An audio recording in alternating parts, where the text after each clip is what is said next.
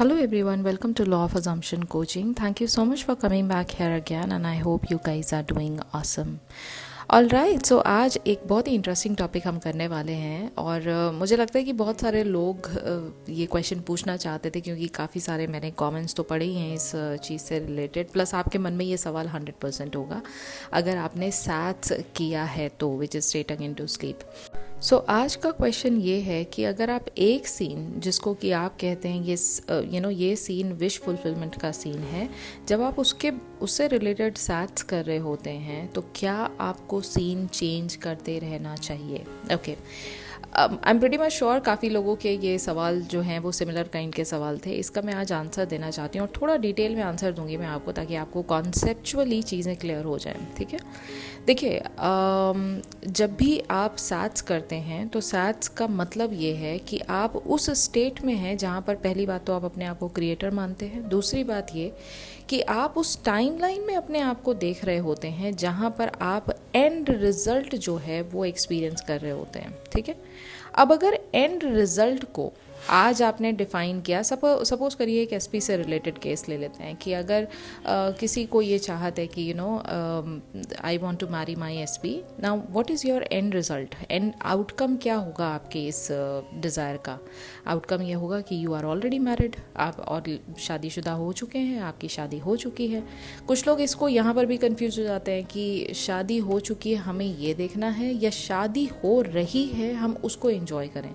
आपको प्रोसेस में ज़्यादा मज़ा आ रहा है, देखिए यहाँ पर कोई सेट रूल नहीं है, लेकिन फिर भी मैं ये कहूँगी हमेशा एंड रिजल्ट की तरफ फोकस करें। ठीक है, तो प्रोसेस की जहाँ तक बात आती है, प्रोसेस को बहुत ज़्यादा वैल्यू ना दे के आपका एंड रिजल्ट क्या है, आपका पूरा फोकस उस पर होना चाहिए, क्योंकि जब आप एंड रिजल्ट को प्रॉपर तरीके से फील करते हैं तो वही आपकी रियलिटी का एक हिस्सा बन जाता है। ठीक है, अब बात आती है यहाँ पे कि सीन चेंज करना चाहिए या नहीं। जैसा मैंने ये कहा कि एग्जाम्पल के तौर पे आप शादी करना चाहते हैं तो अब बीइंग मैरिड होने का सीन कुछ भी हो सकता है। ये हो सकता है कि people around you are calling you Mrs. XYZ and you are enjoying this feeling कि oh my god I'm already married with my SP।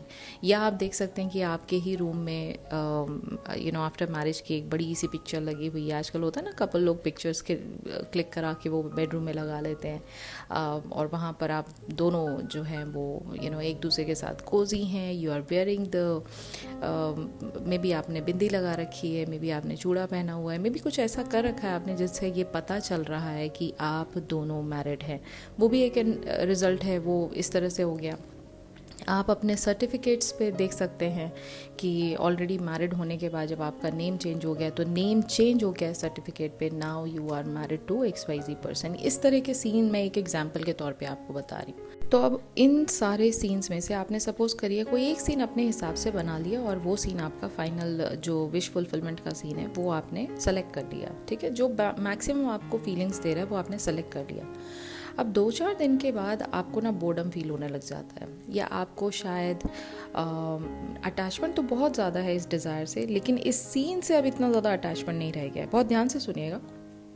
तो जब आपका इस सीन से बहुत ज़्यादा अटैचमेंट नहीं रह गया है तो आप क्या करेंगे, आप उसमें लेकर आना चाहेंगे स्पाइस, आप उसके अंदर लेकर आना चाहेंगे वैरायटी। आप उससे बोर हो जाइए, लेकिन आपका एंड रिज़ल्ट जो है उससे आपका अटैचमेंट अभी नहीं गया है, तो आप क्या करेंगे, वही सेम रिज़ल्ट को आप चेंज कर देते हैं। आप ये कहेंगे कि अच्छा मतलब ठीक है शादी हो गई है, maybe now we are in a honeymoon period, तो हम लोग किसी एक पर्टिकुलर जगह पे हैं। अभी तक आप ये देख रहे थे कि आप लोगों की जो शादी है वो हो चुकी है and you are enjoying the morning cup of tea together as a couple, और आप लोग को आपके जो पेरेंट्स हैं, इन लॉज हैं, वो आपको आके एड्रेस कर रहे हैं कि हाँ भाई आप तो उनकी मिसेज हो, या जो भी मतलब घर में जिस तरह के कस्टम्स होते हैं आप अभी तक वो देख रहे थे। ऑल ऑफ अ सडन आपने ये सीन चेंज कर दिया और अब आप किसी एक, सपोज़ करिए कि आप मॉरिशस हैं और वहाँ पर आप देख रहे हैं कि किसी कॉटेज में आप बाहर का व्यू देख रहे हैं। You are happy together as honeymoon couple, you are enjoying the honeymoon. अब आप मुझे बताइए कि एक जो सीन था जिससे आप अपने सबकॉन्शियस माइंड को इम्प्रेस करना चाह रहे थे, जब आपने वो सीन ही चेंज कर दिया तो जो सबकॉन्शियस माइंड है वो कंफ्यूज होगा या नहीं? इसको इस तरह से समझिए, अगर कोई पेंटर है उसको आपने एक पेंट करने के लिए एक एक स्टेबल बैकग्राउंड दिया है, ठीक है। एक कोई भी एक बैकग्राउंड के लिए वो आपको सब्जेक्ट बना लेता है और वो कहता है ठीक है आप बैठिए मैं आपकी पेंटिंग बनाता हूँ। आपको वो यहाँ तक कहता है कि हिलना मत, आप स्टिल रहिए, तभी वो पेंटिंग बना पाएगा।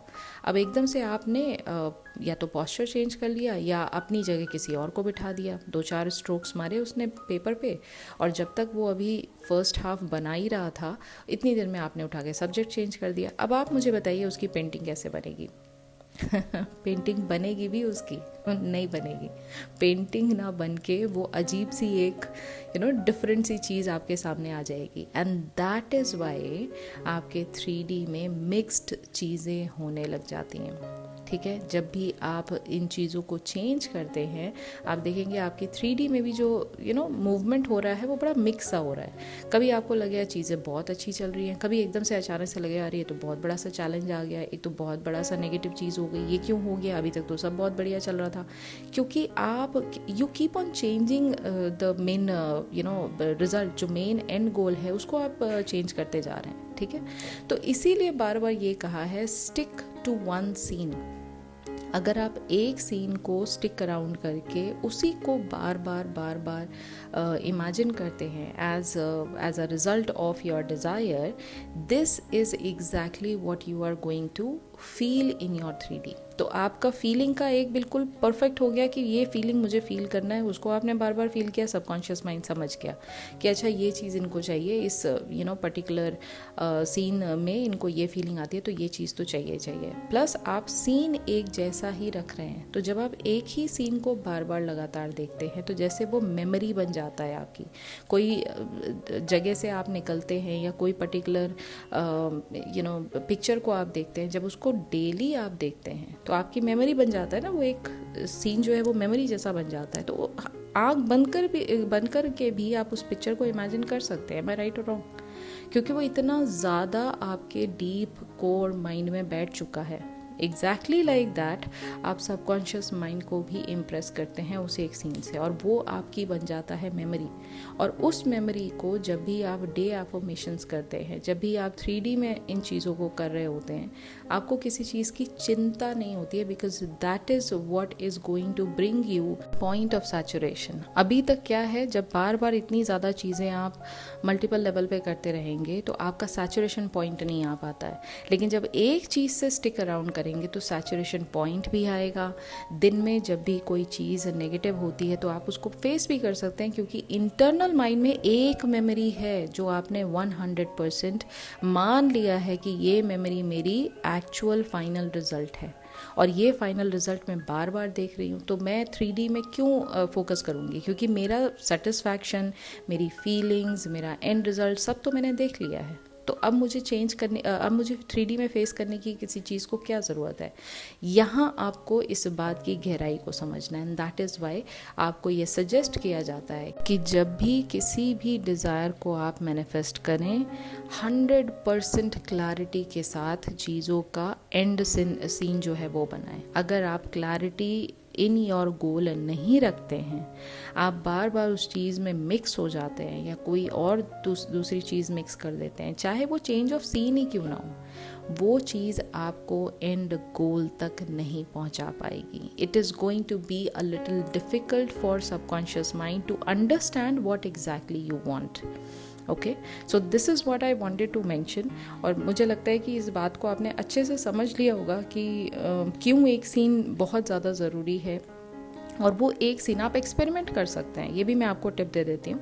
आप एक्सपेरिमेंट कर सकते हैं कि 3-4 सीन, जैसे मैंने स्टार्टिंग में आपको बताया था, ऐसे 3-4 सीन अपने सामने रखिए, आंखें बंद करके इमेजिन करिए, या फिर आप उसको ना स्क्रिप्ट कर सकते हैं। और जब भी आप स्क्रिप्ट करके उसको वापस रीड आउट करें, कौन सा ऐसा सीन है जो आपको सबसे ज़्यादा खुशी दे रहा है, सबसे ज़्यादा सेंस ऑफ सेटिस्फैक्शन दे रहा है, वही आपका एंड सीन है। जिस जिस सीन से आपको फीलिंग इन्वोक होती है, जिस सीन से आपको अंदर ही अंदर मन में खुशी होती है, जिस सीन से आपको सेटिस्फैक्शन मिलता है, वो सीन ही आपका एंड सीन है। एक फॉर्मेलिटी के लिए एंड सीन मत बनाइए, वो सीन को आपको महसूस करना है, वो सीन को आपको रियलिटी में एक्सेप्ट करना है, वो सीन को आपको दिल से लगाना है।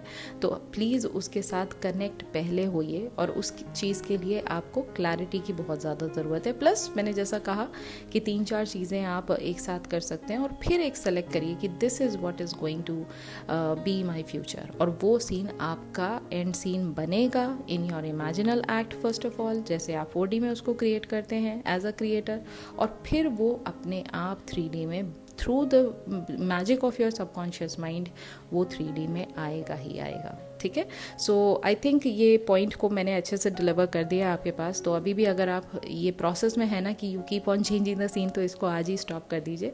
और अगर इस टॉपिक से रिलेटेड आपको कोई भी क्वेश्चन है तो प्लीज़ कमेंट डाउन करके मुझे आज क्वेश्चंस पूछ सकते हैं आप, क्योंकि कल मैं Q&A करूँगी।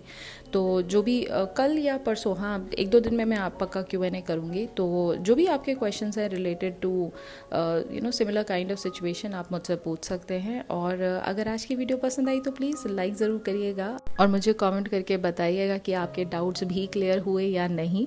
और अगर आप इस चैनल पर न्यू हैं तो प्लीज़ डू सब्सक्राइब, क्योंकि इस चैनल पर जैसा मैंने कहा, मैं बहुत ही टाइनी टॉपिक्स जो मोस्टली कवर नहीं किए जाते हैं, मैं वो टॉपिक्स को तो यहाँ उठाती हूँ। प्लस आपके 1-to-1 क्वेश्चंस भी मैं यहाँ लेती हूँ। तो please consider subscribing, it is going to mean a lot to me. Plus ऐसे बहुत सारे लोग हैं जो आंसर्स ढूंढ रहे हैं बट उनको आंसर्स नहीं मिल रहे हैं। यूट्यूब आपके लाइक्स की मदद से, आपके कमेंट्स की मदद से, आपके सब्सक्रिप्शन रेट की मदद से ये जो चैनल है वो उन लोगों तक पहुंचाता है। तो that is why I keep on requesting to all of you guys कि आप प्लीज़ लाइक भी करें, कमेंट भी करें, और प्लीज़ सब्सक्राइब भी ज़रूर करें। ठीक है, और अगर आपने मुझे इंस्टाग्राम पे फॉलो नहीं किया तो इंस्टाग्राम पर भी फॉलो कर लीजिए। My Instagram handle is law of assumption coaching. और अब मैं मिलूंगी आपसे कल, तब तक अपना ख्याल रखिए एंड हैप्पी मैनिफेस्टिंग।